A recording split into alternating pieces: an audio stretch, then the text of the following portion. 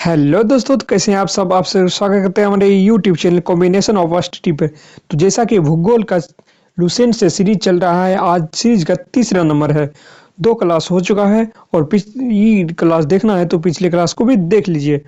तो चलिए, वीडियो को पूरा जरूर देखिएगा। वीडियो अच्छा लगे तो वीडियो को लाइक कर दीजिएगा और चैनल पर नए हैं तो चैनल को सब्सक्राइब कर दीजिएगा। तो चलिए देखते हैं क्वेश्चन नंबर 51। गारो खांसी जयंतिया पहाड़ीय संरचना एवं उत्पत्ति की दृष्टि से निम्नलिखित में से किसका भाग है।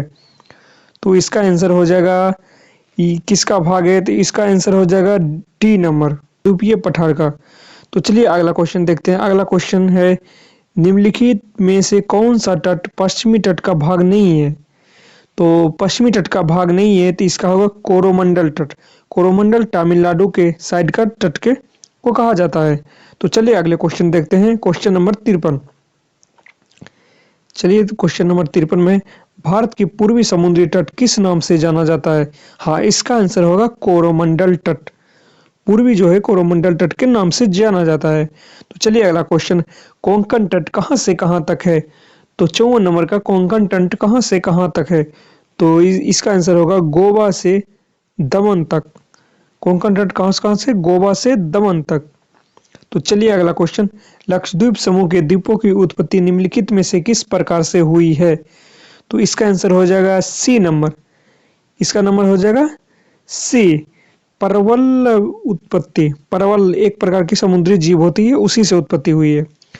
भारतीय क्षेत्रों में स्थित 2 ज्वालामुखी स्थित है। ज्वालामुखी स्थित है तो इसका पहला है वेरम और दूसरा नारकोंडम। वेरम जो कि सक्रिय है और नारकोंडम सक्रिय नहीं है, सुषुप्त है। तो चलिए अगला क्वेश्चन देखते हैं। न्यू मूर द्वीप कहाँ स्थित है। तो ये बंगाल की खाड़ी में स्थित है। ये विवादित द्वीप है, बांग्लादेश और भारत के साथ थोड़ा विवादित चल रहा है। तो चलिए अगला क्वेश्चन देखते हैं। निम्नलिखित में से कौन सा एक द्वीप है, द्वीप है। तो इसका द्वीप द्वीप ही द्वीप है। इसका तो मस्त आंसर है, द्वीप ही द्वीप है। तो चलिए अगला क्वेश्चन देखते हैं। स्वतंत्रता से पूर्व कौन सा भारतीय क्षेत्र काला पानी के नाम से जाना जाता है। तो इसका आंसर हो जाएगा अंडमान निकोबार को स्वतंत्रता से पहले काला पानी का सजा दिया जाता था अंडमान निकोबार में अंग्रेजों के द्वारा। तो चलिए अगला क्वेश्चन देखते हैं। लक्षद्वीप समूह कहाँ स्थित है। तो ये हो जाएगा अरब सागर में। जैसा कि भारत का मैप ऐसे है, तो ये है अरब सागर और ये है फर्स्ट बंगाल की खाड़ी। तो लक्षद्वीप यहाँ है और अंडमान निकोबार यहाँ है। तो चलिए अगला क्वेश्चन देखते हैं। अगला क्वेश्चन देखते हैं। तो चलिए अगला क्वेश्चन है, द्वीप स्थित है। द्वीप कहाँ स्थित है। तो द्वीप है खंभात के खाड़ी में स्थित। द्वीप खंभात की खाड़ी में स्थित है। तो चलिए अगला क्वेश्चन देखते हैं। निम्नलिखित में से कौन सा द्वीप भारत और श्रीलंका के मध्य है। तो इसका आंसर हो जाएगा भारत और श्रीलंका के बीच जो है डी नंबर। भारत और श्रीलंका के बीच जो स्थित है वो डी नंबर द्वीप रामेश्वरम स्थित है। तो चलिए अगला क्वेश्चन देखते हैं। लक्षद्वीप में कितने द्वीप समूह है। तो इसका आंसर हो जाएगा, लक्षद्वीप में कितने द्वीप समूह है। इसका आंसर हो जाएगा 36। लक्षद्वीप में 36 द्वीप हैं, जिनमें से कुछ द्वीप पर अभी आदमी ये मानव रहते हैं और कुछ द्वीप पर मानव नहीं रहते। तो थार, चलिए अगला क्वेश्चन, थार मरुस्थल कहाँ स्थित है। तो इसका आंसर जानते होंगे, गुजरात में। थार मरुस्थल कहाँ स्थित है, गुजरात में। तो चलिए अगला क्वेश्चन, गंगोत्री दक्षिणी गंगोत्री क्या है।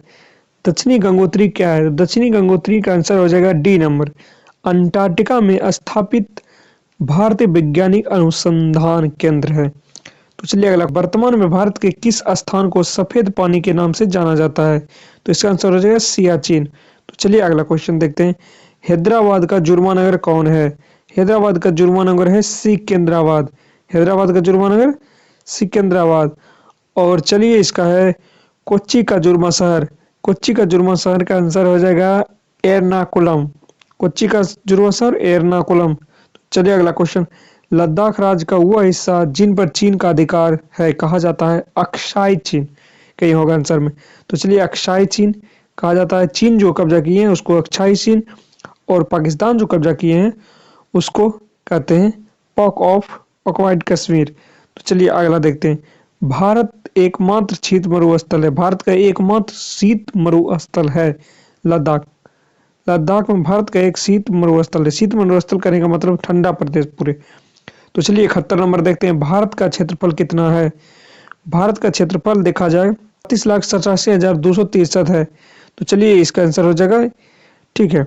तो चलिए अगला क्वेश्चन देखते हैं। 72 नंबर, भारतीय उपमहाद्वीप मूलतः एक विशाल भूभाग का भाग था जिसे कहा जाता था गोंडवाना लैंड। गोंडवाना लैंड, इसका आंसर हो जाएगा गोंडवाना लैंड। निम्नलिखित में से कौन सा भारतीय राज्य कर्क रेखा के उत्तर में स्थित है। उत्तर में स्थित होने के यानी कि answer number A Manipur. Mizoram से गुजरती है, झारखंड से गुजरती है, त्रिपुरा से गुजरती है, ठीक है, कर्क रेखा। तो चलिए अगला क्वेश्चन देखते हैं 74 नंबर, निम्नलिखित में से कौन सा नगर कर्क रेखा के निकटतम दूरी पर अवस्थित है। तो इसका आंसर हो जाएगा ए अगरतला। अगरतला सबसे नजदीक है, इन शहरों में से अगरतला सबसे नजदीक है कर्क रेखा से। चलिए अगला क्वेश्चन देखते हैं, निम्नलिखित में से कौन सा कथन सत्य है। तो 75 नंबर, इसका आंसर होगा पहला है भारत पूर्णतः उत्तरी गोलार्ध में है, सही है। दूसरा नंबर, भारत की आकृति चतुर्कोणीय है, सही है। क्षेत्रफल की दृष्टि से भारत विश्व के 7वें और जनसंख्या की दृष्टि से दूसरा। नहीं, यहाँ तो 7वां सही है, यहाँ दूसरा नहीं, यहाँ पहला होगा अभी फिलहाल नया डेटा के अनुसार। इसमें आंसर होगा डी। तो वीडियो कैसा लगा, वीडियो को कमेंट बॉक्स में जरूर लिखिएगा, और वीडियो अच्छा लगा तो वीडियो को लाइक कर दीजिए, और चैनल पर नए हैं तो चैनल को सब्सक्राइब कर दीजिए। मिलते हैं किसी नेक्स्ट टॉपिक।